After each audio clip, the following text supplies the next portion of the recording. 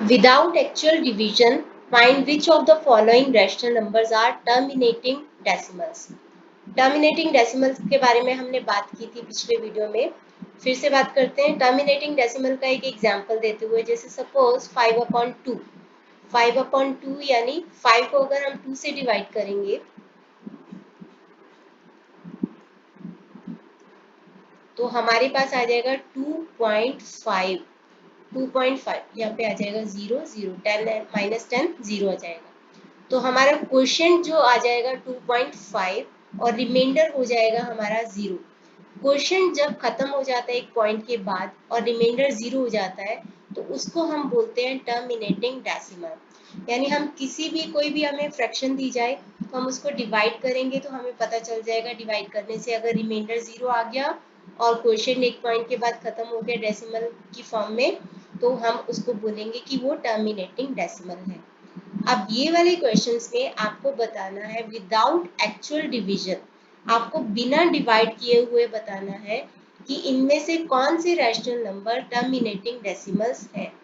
तो उसको देख के हम कैसे पता लगाएंगे, हमें ध्यान देना पड़ेगा कि हमारा डिनोमिनेटर कौन सा है। जैसे ये पहला जो पार्ट है इसका, इसमें है 13/80, तो यहाँ पे डिनोमिनेटर है 80, तो आप लिखोगे डिनोमिनेटर इज 80। तो आपको क्या करना है, आपको 80 के प्राइम फैक्टर्स निकालने हैं। प्राइम फैक्टर सबसे पहले, ऑल्दो आपने छोटी क्लासेस में पढ़ा होगा, प्राइम फैक्टर, प्राइम नंबर क्या होता है? प्राइम नंबर वो नंबर होता है जिसके दो ही फैक्टर्स होते हैं, मतलब दो, वो खुद से डिविजिबल होता है या तो 1 से डिविजिबल होता है। जैसे कि 2 एक ऐसा नंबर है जो कि प्राइम नंबर है, जो कि 2 के टेबल में आता है या 1 के टेबल में आता है। 3 एक ऐसा नंबर है जिसके दो ही फैक्टर्स हैं, 3 और 1, यानी इन दोनों टेबल्स में ही आता है। 4 जो होता है, 4 3 नंबर्स में आता है, 1 में आता है, 2 के टेबल में आता है, खुद के 4 के टेबल में आता है। तो 4 एक प्राइम नंबर नहीं है, 4 एक प्राइम नंबर नहीं है। तो हमें क्या करना होता है, डिनोमिनेटर देखना है कि कौन सा है, 80। अब हमें प्राइम नंबर से इसको डिवाइड करते जाना है। जैसे सबसे छोटा सबसे पहले प्राइम नंबर लेंगे जो है हमारा 2। अब 2 के टेबल में 80 आता है, तो हम 80 को 2 से डिवाइड करेंगे तो हमारे पास आ जाएगा 40। अब फिर से इसको 2 से डिवाइड कर सकते हैं तो 20 आ जाएगा, फिर से 2 से डिवाइड करेंगे 10 आ जाएगा, फिर से 2 से डिवाइड करेंगे तो 5 आ जाएगा।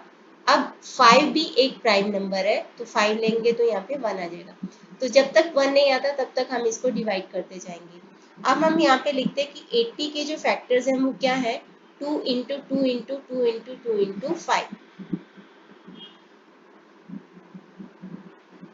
या फिर आप लिख सकते हो कि 80 इज इक्वल टू 2, यहाँ पे 1 2 3 4 4 बार ही आया है, तो 2 रेज टू 4 इंटू 5।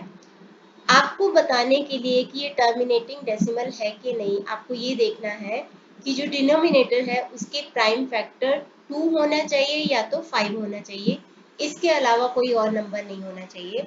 तो हम लिखेंगे कैसे इसको, हम लिखेंगे कि prime factors of 80 are 2 and 5 only. So yes, this is a terminating decimal. तो terminating decimal में क्या होता है कि जो डिनोमिनेटर है उसकी प्राइम फैक्टर या तो 2 होगा या तो 5 होगा, अदरवाइज कोई और नंबर होगा तो वो टर्मिनेटिंग डेसिमल नहीं होगा। इसी तरीके से हमें बाकी के क्वेश्चंस करने इसके पार्ट। अगला है 7/24, तो 7/24 करते हैं। तो 24 की प्राइम फैक्टराइजेशन कर लेते हैं। तो 24 का करेंगे, 2 को लेंगे क्योंकि 2 के टेबल में आता है 24, तो 24 को 2 से डिवाइड किया, आ गया हमारे पास 12, फिर 12 को 2 से किया 6, फिर 2 से डिवाइड किया, आ गया हमारे पास 3। अब फिर से अब इसको 3 से डिवाइड करेंगे तो आ गया हमारे पास 1। तो आप देख सकते हो, आप लिखोगे कि डिनोमिनेटर, सॉरी जगह थोड़ी कम मैंने छोड़ दी यहाँ पे, तो डिनोमिनेटर है 24, तो आप लिखोगे कि prime factors of 2 and 24 are 2 and 3, 2 और 3 इसके प्राइम फैक्टर्स हैं। क्योंकि यहाँ पे 3 भी इसका प्राइम फैक्टर आ गया है, 3 को नहीं होना चाहिए था, 3 की वजह से ये टर्मिनेटिंग डेसिमल नहीं है। आप लिखोगे कि prime factors of 24 are 2 and 3 since 3 is also a prime factor,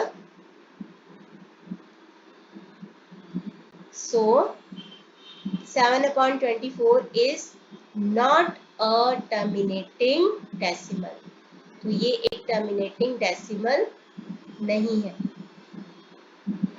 अगला करते हैं 5/12। इसी तरीके से 12 के हम प्राइम फैक्टराइजेशन कर लेते हैं 2, 6, 3 and 1।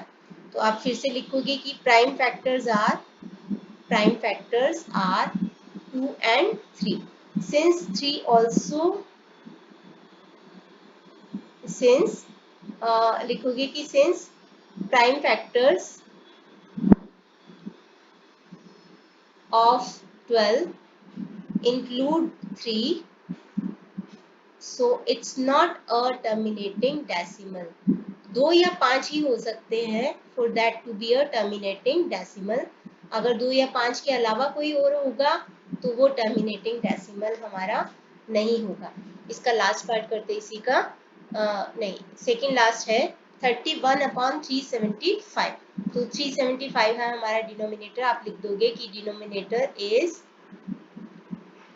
375।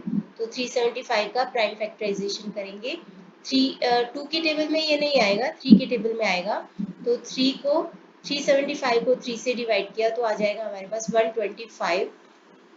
अब ये 3 में भी नहीं आएगा, 5 में आएगा। तो 5 यहाँ पे आ जाएगा 25, फिर से 5 में आएगा, फिर से 5 में।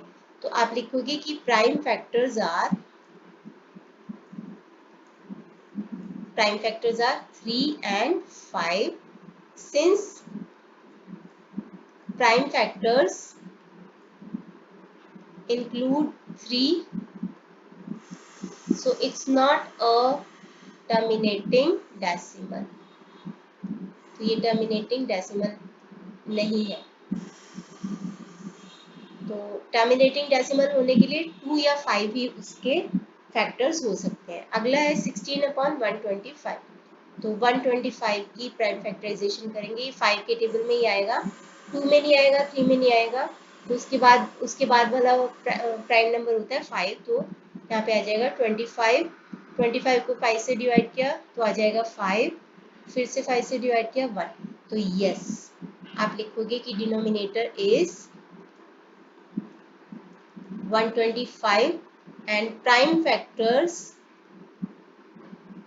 of denominator are 5 into 5 into 5 since it has 5 only, so yes, this is a terminating decimal।